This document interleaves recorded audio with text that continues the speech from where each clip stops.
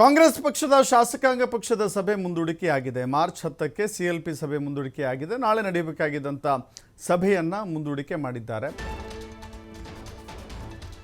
ವಿಪಕ್ಷಗಳ ಎದುರು ಆಡಳಿತ ಪಕ್ಷ ಅತ್ಯಂತ ಪ್ರಬಲವಾಗಿ ಇರಬೇಕಾಗುತ್ತೆ.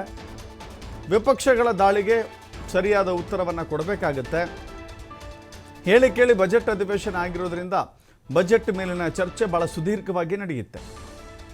ಬಜೆಟ್ ಮೇಲಿನ ಚರ್ಚೆ ಬಂದಾಗ ಅಥವಾ ಸರ್ಕಾರದ ಕಾರ್ಯವೈಖರಿ ಪ್ರಶ್ನೆ ಬಂದಾಗ, ಗ್ಯಾರಂಟಿ ಯೋಜನೆಗಳ ಅನುಷ್ಠಾನದ ವಿಚಾರದಲ್ಲಿ ಏನಾದರೂ ಮಾತನಾಡಿದಾಗ ಒಗ್ಗಟ್ಟಿನಿಂದ ವಿರೋಧ ಪಕ್ಷಗಳನ್ನು ಎದುರಿಸಬೇಕು ಅಂತ ಹೇಳಿ ಮಾತಿಗೆ ಬೆಳೆದು ಬಹಳ ತಾರಕಕ್ಕೇರಿದಾಗ ಕೂಡ ಸಚಿವರ ನೆರವಿಗೆ ನಿಲ್ಲುವಂಥ ಶಾಸಕರು ಮಾಡಬೇಕು. ಜೊತೆಗೆ ಸಚಿವರು ಕೂಡ ಅನೇಕ ಸಚಿವರುಗಳಿಗೆ ಇನ್ನೂ ಇಲಾಖಾವಾರು ಮಾಹಿತಿ ಕೊರತೆ ಇದೆ. ತಮ್ಮ ಇಲಾಖೆಗಳ ಮಾಹಿತಿಯನ್ನು ಸ್ಪಷ್ಟವಾಗಿ ತಿಳಿದುಕೊಂಡು ಎರಡೂ ಸದನಗಳಲ್ಲೂ, ಮೇಲ್ಮನೆ ಮತ್ತು ಕೆಳಮನೆ ಎರಡೂ ಸದನಗಳಲ್ಲೂ ಕೂಡ ಉತ್ತರವನ್ನು ಕೊಡಬೇಕು.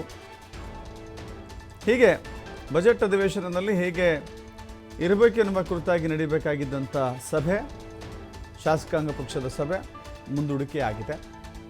ಅದಕ್ಕೆ ಕಾರಣ ಇಲ್ಲಿವರೆಗೂ ಕೂಡ ಸ್ಪಷ್ಟವಾಗಿ ತಿಳಿಸಿಲ್ಲ.